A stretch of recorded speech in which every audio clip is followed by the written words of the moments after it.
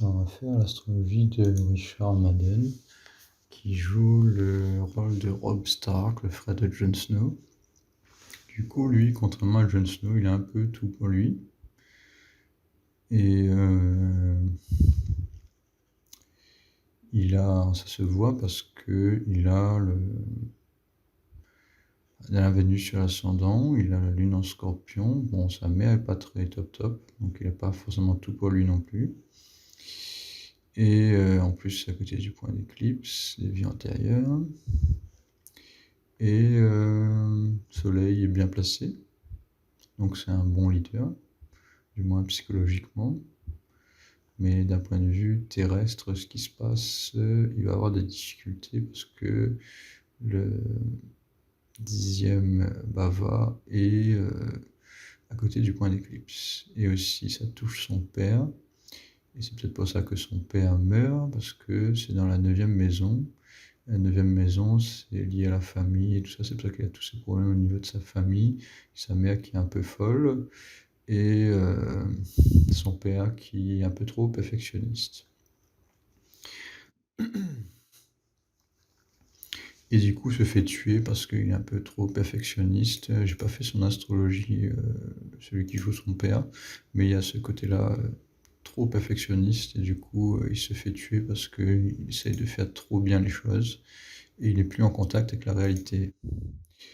Euh, Lui, il a Mars en Capricorne, par contre c'est un bon chef de guerre.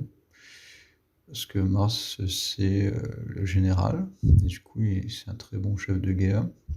Et c'est pour ça qu'en face, même s'il est très très jeune, euh, Tywin Lannister a quand même du mal à le tuer.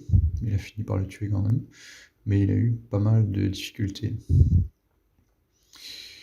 Mais il a enfin, il s'est fait tuer, je pense, à cause de la 10e maison qui est mal, enfin la 10e maison, la 10e Bava, qui est aussi important, un peu important comme la 10e maison.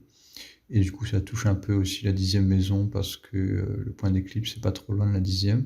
Et du coup, ça joue sur son côté leadership d'un point de vue concret, ce qui se passe dans la réalité. Il a tendance à attirer des événements qui fait qu'il a des difficultés à gérer tout ce qui est lié à des événements qui arrivent par rapport à son pays ou son rôle de leader qu'il doit avoir. Du coup, même si son soleil est quand même relativement bien placé, et qui a cette force, il y a pas mal d'événements qui fait qu'il a des difficultés, que c'est hors de son contrôle.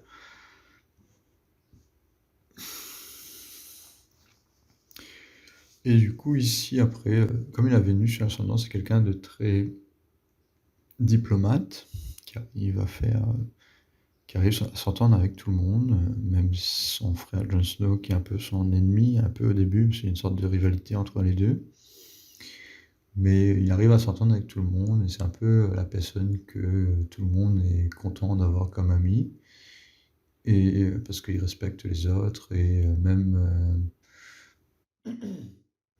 celui qui se fait torturer, qui s'appelle Alfie Allen, et qui est adopté par son père, qui joue le père de la famille Stark, j'ai oublié son nom aussi. Et du coup, il arrive à s'entendre avec quelqu'un qui a été adopté, il arrive plus ou moins à faire de lui son ami. Donc c'est ce côté Vénus diplomate, même si il le trahit, mais il le trahit parce que à cause de sa famille, mais il avait vraiment pas envie de le trahir, mais il le trahit quand même. Mais il arrive quand même à être très diplomate et à se faire des amis où il ne devrait pas s'en faire. Et donc voilà, donc c'est quelqu'un qui a beaucoup de diplomatie, qui arrive à se faire des amis et qui est très bien vu par les autres. Du coup, ça l'aide beaucoup. Après, son ascendance, c'est Lion, du coup, il a aussi un côté carré leadership comme son père, mais lui, c'est bien placé. Il arrive à voir certaines choses, à voir qu'il faut faire attention, et il n'est pas aussi naïf que son père. Son père, il est tellement perfectionniste. Son soleil est mieux placé, son père, hein, qui joue Sean Bean. Il est mieux placé dans le signe de Bélier, Mais comme il y a le point d'éclipse, c'est quelqu'un qui a beaucoup travaillé sur son soleil et qui veut atteindre un niveau vraiment de perfection masculine divine, qui veut que tout soit parfait, mais qui n'y arrive pas, parce que on ne peut pas faire autant dans un monde qu'on a. Il y a des difficultés physiques, il y a des restreintes, et donc on est obligé de sacrifier un peu, d'utiliser la logique pour faire des compromis, mais lui ne veut pas faire ce compromis, il veut la perfection dans la vie, et il se met à un niveau de perfection qui n'est pas atteignable, et du coup il échoue, et il se fait décapiter. Donc on a souvent fait un peu ce thème-là quand on a le point d'éclipse à côté de le soleil. Bon, après dans la vie réelle, la personne va pas seulement se faire décapiter, mais elle va échouer dans son rôle de leadership parce qu'elle veut trop la perfection. Et aussi Mars qui est en Cancer, qui fait que son bélier n'est pas si fort que ça, parce que Mars c'est le maître de bélier. Et du coup on a un peu ça. Et chez son fils, l'acteur qui joue son fils, on a un soleil beaucoup mieux placé du coup, parce qu'il n'y a pas le point d'éclipse qui gêne trop. Il est quand même assez loin, du coup il n'y a pas trop d'influence. Il y a 2 signes de différence, donc c'est un petit peu machin, mais c'est léger, c'est tellement léger que j'en parle pas. Du coup, on a le soleil qui est bien placé, qui est lié à son ascendant. Du coup, on a cette forme carrée de son visage qu'on voit dans la série. Donc, il a un côté masculin très fort. Et Mars est très bien placé, qui aide aussi le soleil, qui donne un côté action, un côté général. Il arrive, malgré son jeune âge, à faire pas mal de choses, et beaucoup de personnes sont étonnées qu'il arrive aussi loin, à faire autant de choses, et c'est grâce à son Mars en Capricorne qu'il arrive à faire le rôle du général, en même temps du chef de guerre, en même temps d'être un très bon leader.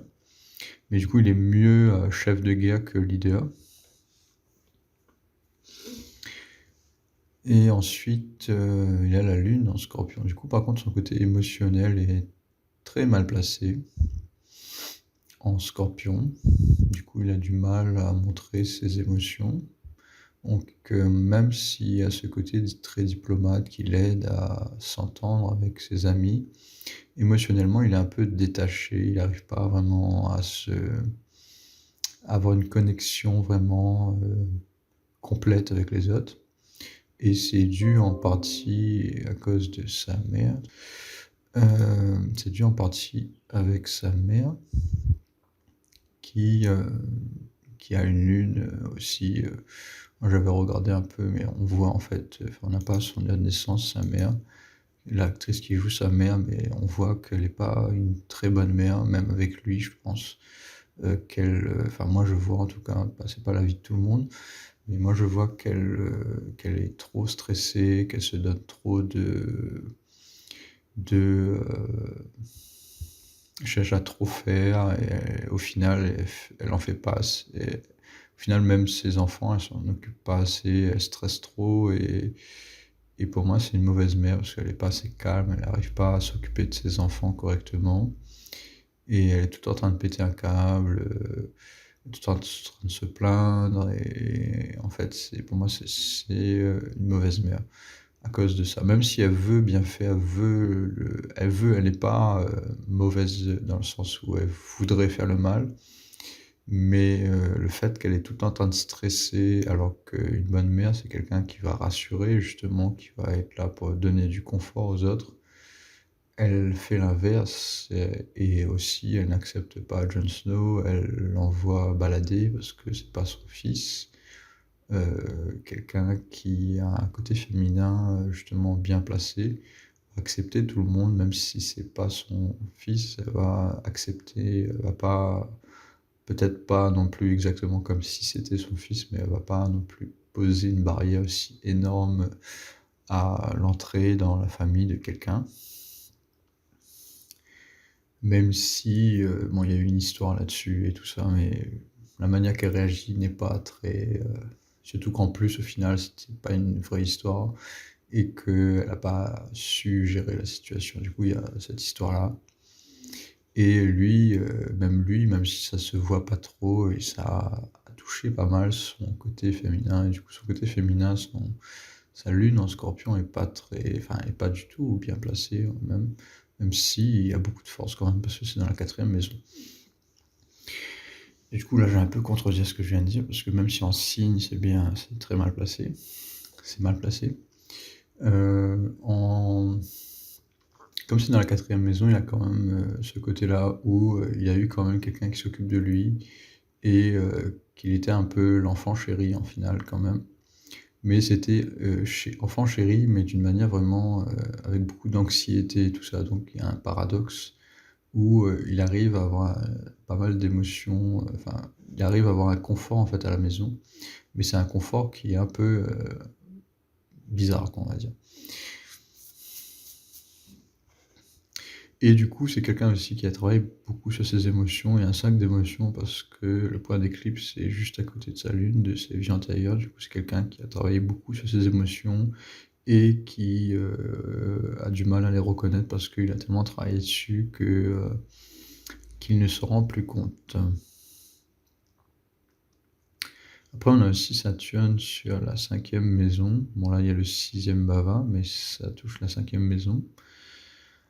Et du coup, ça donne quelqu'un qui a du mal avec son côté créatif, qui a du mal avec lui-même. Du coup, qui il est vraiment, il a du mal avec le rôle qu'il a joué. Il a du mal avec son travail qu'on lui donne, et le rôle qu'il joue.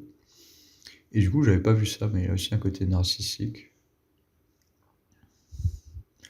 Du coup, ça m'étonne chez lui, parce que j'avais pas vu ça du tout, mais comme Saturne est en face du Soleil, on a quelqu'un qui est narcissique et qui a du mal à penser aux autres au final. Et je l'avais pas vu parce qu'il a Vénus sur l'ascendant. Et du coup, ça se voit pas trop parce que Vénus, c'est vraiment quelqu'un qui fait attention beaucoup aux autres. Et du coup, son narcissisme se voit pas trop. C'est vraiment léger. Enfin, il y a, Vénus vraiment donne cette impression-là de cacher en fait. Quand quelqu'un a Vénus très bien placé, il va réussir à cacher ses défauts et rendre en fait sa personnalité beaucoup plus agréable en faisant attention aux autres, mais c'est pas forcément qui il est lui-même, c'est qu'il a cette capacité-là à gommer ses défauts et à donner l'impression qu'il est beaucoup mieux qu'il est vraiment. Et du coup, Vénus, c'est une très bonne capacité à avoir, mais c'est pas non plus une fin en soi, dans le sens où, au final, quand on connaît la personne, ça peut ressembler à quelque chose de superficiel, surtout si en dessous c'est quand même narcissique. Mais si on ne voit pas trop, moi j'ai pas vu ce narcissisme chez lui, je m'attendais pas du tout à ça en fait, j'ai même pas vu. Et là je me rends compte maintenant en faisant son astrologie qu'il y a ce placement-là. Du coup, il faudra que je re-regarde les événements qui se sont produits, que je réfléchisse à ça. Il doit y avoir forcément doit ressortir à un moment où il fait des choses, où il pense qu'à lui, et il ne fait pas attention au final aux autres. Paradoxalement, ce Vénus qui est très fort. Mais du coup aussi, Saturne, quand c'est opposé au Soleil, ça donne quelqu'un qui, même s'il est narcissique, quelqu'un qui souvent fait quand même qui a des capacités de leader parce qu'en fait, il a moins peur de ce que les autres pensent de lui parce qu'il ne voit pas ce que les autres pensent de lui. Parce que le soleil, c'est notre conscience, c'est notre capacité à raisonner. Et généralement, le soleil regarde en face de lui, c'est-à-dire le côté sagittaire, les autres, et il juge ses capacités en fonction des autres, en fonction de... Il fait attention aux autres. Sauf que quand il y a Saturne en face de... Je vais mettre... C'est peut-être pour ça aussi que j'avais pas vu, c'est que j'ai pas mis cet aspect-là, cet affichage. Et du coup, ce que je disais, c'est que quand le Soleil est en face de Saturne, le Soleil, lui, il regarde en face de lui, il regarde qui est en face et il fait attention aux autres. Sauf que quand il y a Saturne, eh ben, on a du mal avec les autres, en fait. On a du mal à comprendre qui les autres sont.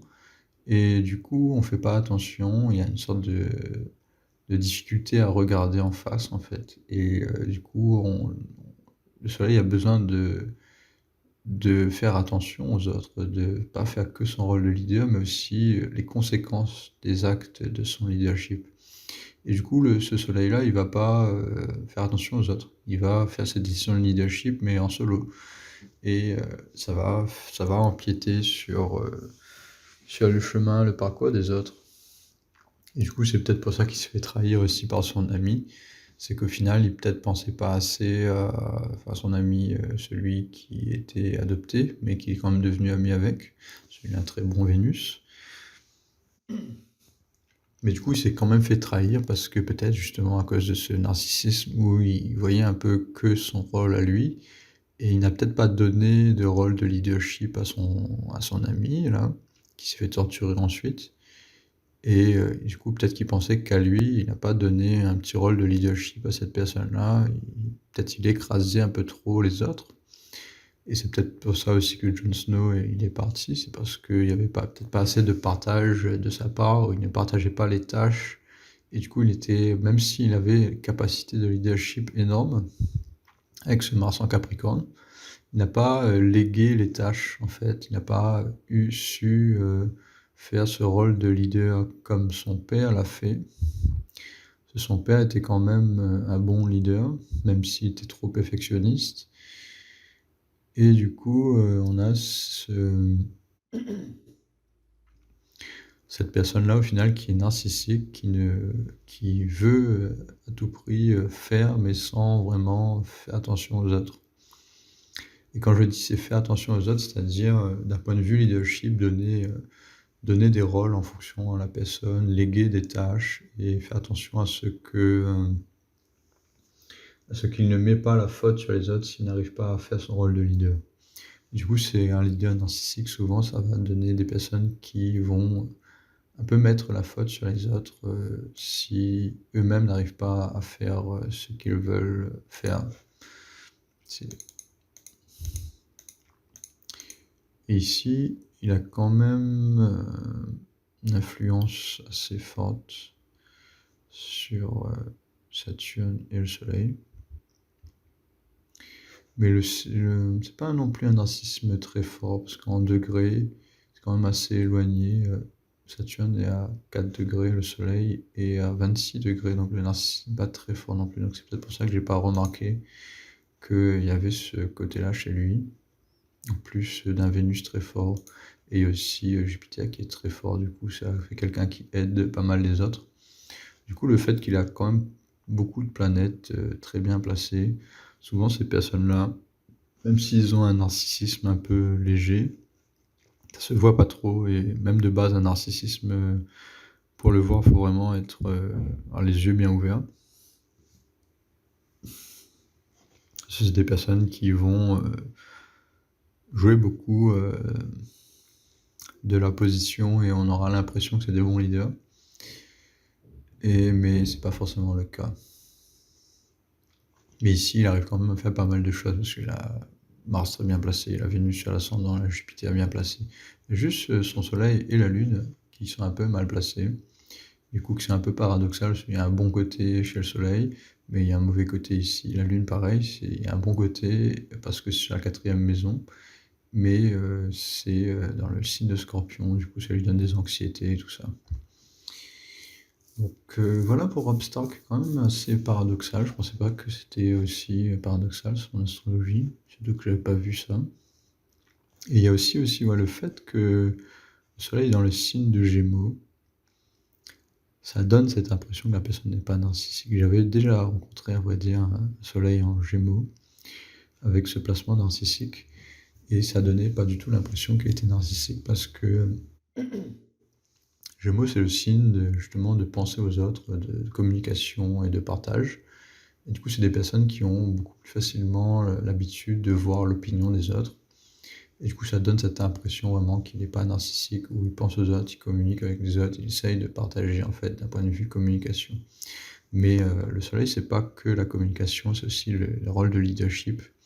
Et dans son rôle de leadership, il doit certainement y avoir des petites lacunes, et des petits doutes et des petits problèmes qui fait que peut-être il fout la faute un peu sur les autres quand il n'a pas réussi son rôle de leader. Et du coup, dans l'histoire, à mon avis, quand il se fait tuer, on aura peut-être l'impression que, ou il va peut-être, intérieurement dire que ou on aura l'impression que c'est la faute de, de Theon Greyjoy, ça y est, je me souviens de son nom, parce qu'il l'a trahi et tout ça. Il y a pas mal de personnes qui l'ont trahi au final. Il y avait euh, le leader des deux tours, là, le personnage qui l'a trahi, là.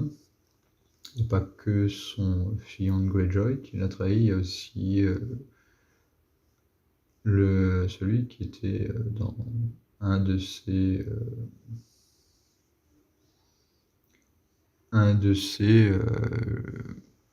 larbins, on va dire, pour faire court. Normalement, il devait respecter un contrat de mariage avec une des filles, parce qu'il lui a donné l'accès au pont, sauf qu'il n'a pas respecté son contrat, il a fait un peu casse à tête. Du coup, son rôle de leadership, il n'a pas respecté, même si, bon, c'était particulier et on lui demandait des choses que peut-être il n'avait pas à demander. Mais du coup, au final, il s'est fait trahir par plein de personnes. Et c'est aussi un soleil narcissique, en fait, qui donne l'impression qu'il fait attention aux autres, parce que c'est vraiment très caché son narcissisme. Et il va faire attention aux autres, il va donner l'impression qu'il donne aux autres, parce qu'il y a aussi un côté diplomate très fort. Mais au final, il ne donne pas vraiment. Et tous ses amis, en fait, si on regarde bien, qu'il a, ou ses amis, ou ses... Parce qu'il il se fait ami avec eux, en fait. Il utilise beaucoup de diplomatie, il se fait ami, il se fait bien voir, il se fait la personne qui est très gentille. Sauf que si on regarde Theon Greyjoy, il a rien eu, en fait. Il s'est fait berner, il s'est fait un peu trahir par... on a l'impression que c'est Richard Madden, Robb Stark, qui donne beaucoup. On a cette impression qu'il donne beaucoup. Mais au final, qu'est-ce qu'il a donné comme rôle de leadership à Theon Greyjoy? Il lui a demandé de ramener son père. Sachant que son père était aussi têtu, il devait savoir normalement que son père, le père de Theon Greyjoy, c'était quelqu'un de très têtu et que il pouvait pas demander à Theon Greyjoy de faire cette tâche-là ingrate en fin de compte. Mais il lui a demandé quand même. Et du coup, bah, c'était pas quelque chose qu'il aurait dû demander. Il s'en est pas rendu compte qu'il pouvait pas demander ce genre de choses-là. C'était une tâche ingrate. Même si on a l'impression, parce qu'il y a ce Vénus qui cache vraiment le côté avec beaucoup de diplomatie, qui donne l'impression qu'il pouvait le faire, mais non, il pouvait pas le faire. Et du coup, il l'a pas fait, il s'est fait tuer, il s'est fait torturer.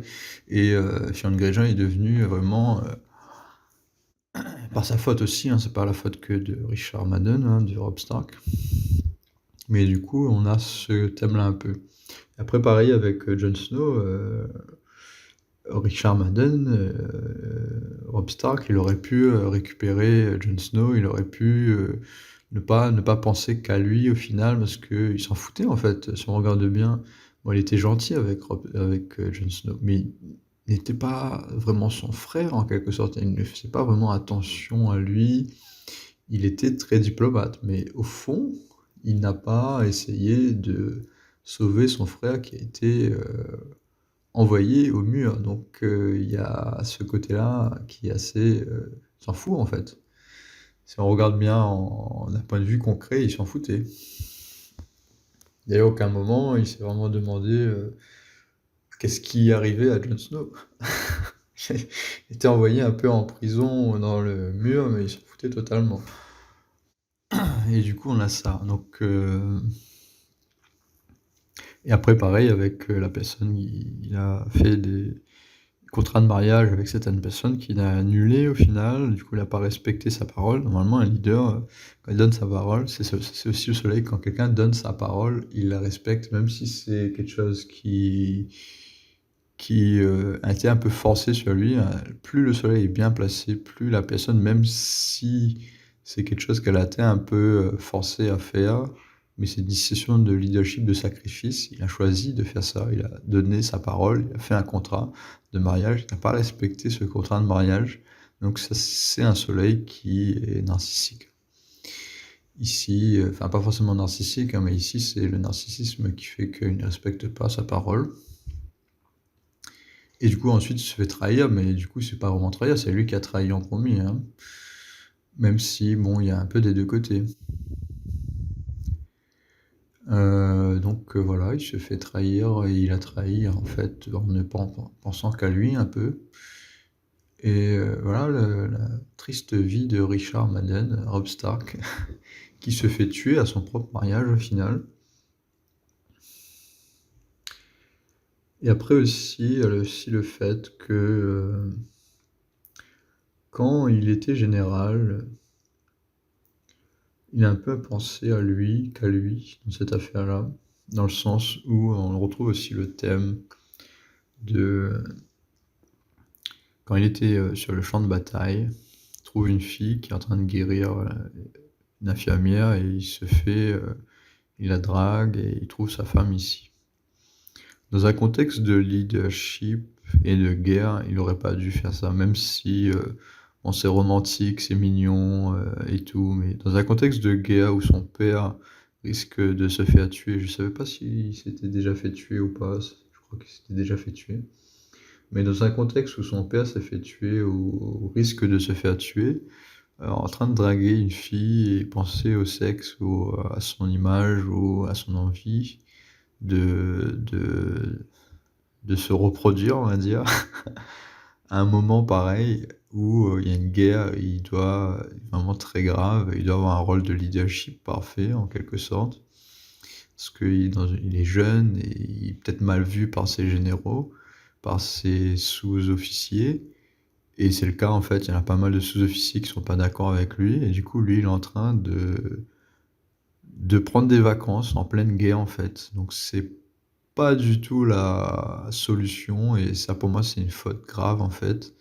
D'un point de vue leadership, c'est une faute grave de faire ça en pleine guerre, machin. Peut-être il aurait dû juste lui dire, ch tu me plais et voilà, quand la situation sera réglée, peut-être on se reverra et on organisera quelque chose ensemble. Mais pas se marier en pleine guerre, ça le fait pas et c'est ça sa faute de leadership aussi, c'est qu'il a trop essayé, un peu comme son père aussi, de faire il était un peu, ça ressort un peu du coup, par rapport à son père qui essaye de faire un peu le côté perfectionniste. Sauf que lui, c'est pas vraiment perfectionniste, c'est qu'il se laisse aller et il veut tout en fait, il veut tout. Il veut, gagner la guerre, il veut, avoir sa femme, il veut se marier en même temps.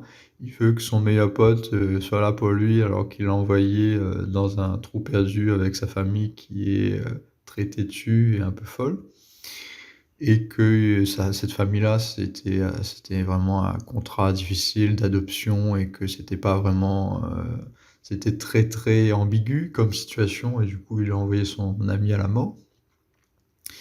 Qu'il considérait comme son ami, hein, mais qui était pas vraiment son ami au final. Et du coup, on a ce thème-là qui ressort aussi. Dans une situation de guerre, il a pris une mauvaise, décision de leadership. Et aussi, à un moment, il décapite un de ses généraux parce qu'il a fait une erreur ici, qu'il a tué quelqu'un, je crois, qui a tué un des Lannister, un des cousins des Lannister. Et c'était des enfants, là, je pense que c'était plus ou moins une bonne décision de leadership, dans le sens où il fallait, sévir, mais je pense que la faute, enfin le tuer n'était pas la bonne décision et qu'il a un peu exagéré, pour montrer qu'il avait cette position de force. Et je pense pas que c'était la bonne décision de le tuer, il aurait pas dû le tuer, il aurait dû le punir mais pas le tuer. Et c'était un peu, à mon avis, une situation d'exagération et il pensait un peu qu'à lui, je pense, même s'il a vu ça comme une position de leadership. Je pense pas que c'est ça un peu qui a causé sa perte aussi, c'est qu'une bonne partie des gens qui étaient fidèles au Nord sont un peu devenus des dissidents parce qu'il a tué un des chefs qui était le plus important. Pour pas grand-chose au final. Même si, une vie c'est importante dans la guerre en tant que général, une vie c'est pas si important que ça, Il faut, dans les décisions de leadership, et c'est pour ça que le soleil, c'est très important pour la logique et tout ça, c'est qu'il y a parfois des décisions, comme tu vis dans un monde réel, il faut te prendre au réel, c'est-à-dire qu'il y a des choses que tu peux pas sauver tout le monde et il faut savoir faire la part des choses et sauver ce qui est sauvable et en l'occurrence là, il aurait, pas dû tuer ce chef. Parce qu'en tuant ce chef, il a mis, beaucoup plus de personnes, dans une situation difficile, toute sa famille qui est morte au final et du coup, en voulant sauver un des ennemis, même si c'était un enfant, qui était sans défense, il a, mis toute sa famille en danger. Du coup, c'est aussi pour moi une faute de leadership qu'il a fait ici. Même si c'était un peu ambigu et que c'était pas la plus grossière erreur qu'il a fait. Mais il en a fait pas mal quand même, malgré, malgré tout ça et du tout ça, à mon avis, ça part du fait qu'il y a ce soleil qui est en face de Saturne et aussi, comme j'avais dit, la 10e maison qui est avec le point d'éclipse, le 10e bava plutôt et le point d'éclipse qui touche un peu aussi la 10e maison, parce que le point d'éclipse touche un peu, toutes les maisons qui sont à côté de lui, donc il touche aussi la 10e maison et la 8e et du coup, c'est une liaison, la 9e, c'est un peu la chance qu'on a. Est-ce que les choses vont arriver comme on veut qu'elles arrivent? Et du coup, c'est un peu, dans une guerre, on a tous il y a toujours une petite part de chance, une part de chance où on a l'impression que les choses peuvent arriver dans le bon sens. Et du coup, la 9e maison, c'est un peu lié à ça, pas totalement, mais ça va être lié à ça, pour faire court. Sinon, je vais passer trop de temps à expliquer ça. Et il y a aussi le leadership, ce qui arrive vraiment concrètement. Et du coup, il y a un peu de malchance à ce niveau-là, le fait que, après toutes les erreurs qu'il a fait aussi, donc on a de la malchance, mais aussi des erreurs concrètes qu'il a fait. Et au final, bah, il se fait tuer et c'est triste pour lui. On a l'impression qu'il aurait pu mieux faire, mais il y a quand même pas mal d'erreurs qui a été faites. Et du coup, voilà pour, Robb Stark, qui est quand même assez long. Comment on a son date de naissance, il y a pas mal de choses à décrire. Et après aussi le fait que son soleil, c'est sa planète personnelle, il y a quand même aussi ce côté-là, qui fait qu'il arrive quand même à être quand même un bon leader quand même, enfin qui arrive à gommer ce trait-là d'un peu de narcissisme et du coup ça se voit pas trop qu'il est narcissique, mais comme je viens de le dire, il y a pas mal d'erreurs qu'il a fait quand même, même s'il y avait quand même un bon rôle de leader, quelque part et qu'il avait c'est un peu cette stature de personne qui était le bon leader. Et du coup voilà.